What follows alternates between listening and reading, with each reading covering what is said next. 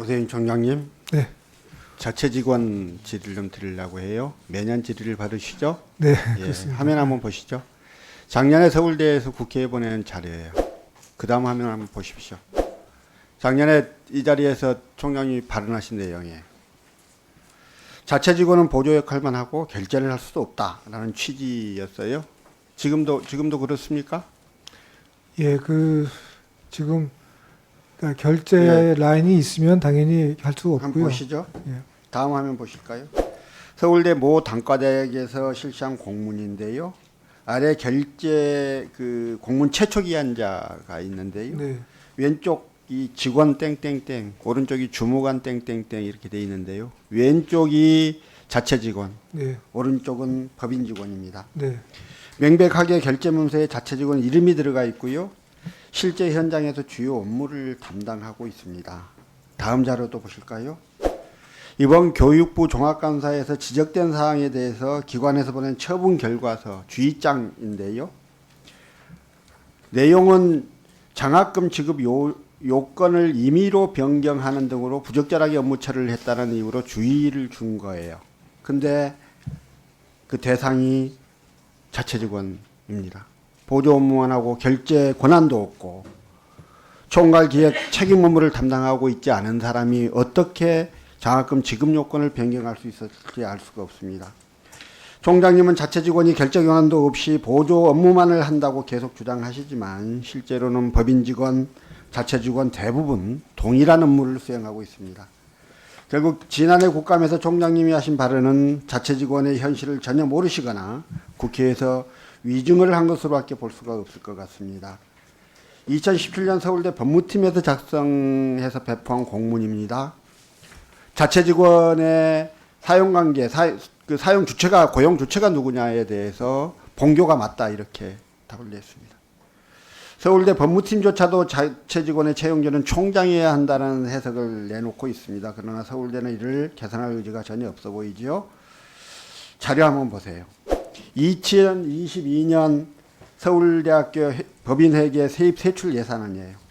인건비 항목을 보면 직원급여, 상여금, 수당, 법정부담금이 명시되어 있습니다. 하단에 운영비 항목이 있는데요. 거기에 보면 자체 직원의 직원급여, 상여금, 수당, 부담금 이런 것들이 포함이 되어 있습니다.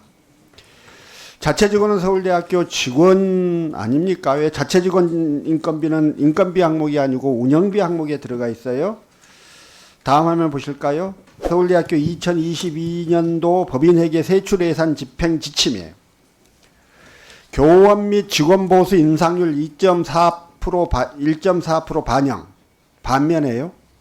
운영비란에는 정책사업 재원 확보 및 예산 절감을 위한 본부 운영비 3% 감액 이렇게 돼 있어요. 2021년도도 비슷합니다. 예산 지침을 보면 교직원 보수는 0.9% 인상, 운영비는 전년도 수준으로 동결 이렇게 돼 있어요. 인건비는 상승, 운영비는 감소. 그러면 운영비에서 지출되는 자체 직원 급여는 운영비 총액으로 지출되는 것이기 때문에 감소될 수밖에 없을 겁니다. 결국 이렇게 교직원과 자체 직원의 처우의 격차가 점점 벌어지고 있습니다.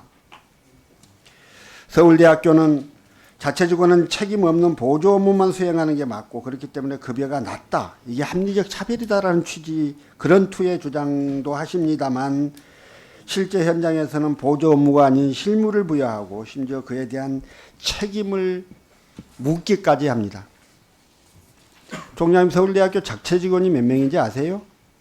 한 2,000명인 걸로 네, 알고 있습니다. 2,003명인데요. 서울대 전체 직원의 60% 정도입니다. 그리고 이 2,003명 중에 40%만이 총장이 직접 고용하시고요. 나머지 60%는 각 기관장이 자체적으로 고용을 합니다. 그렇기 때문에 이분들이 어떤 업무를 하고 있는지 서울대학교 본부 차원에서 파악도 관리도 제대로 못하고 계세요. 도대체 언제까지 이런 채용 구조가 계속될 수 있는 것인지에 대해서 상당히 좀 심각한 문제의식이 있습니다. 최근 발간한 서울대학교 중장기 발전 계획에는요. 퇴행적 조직 문화와 의사결정 구조, 내부 자정 능력 부족 등을 서울대의 문제점이라고 지적을 하셨던데요.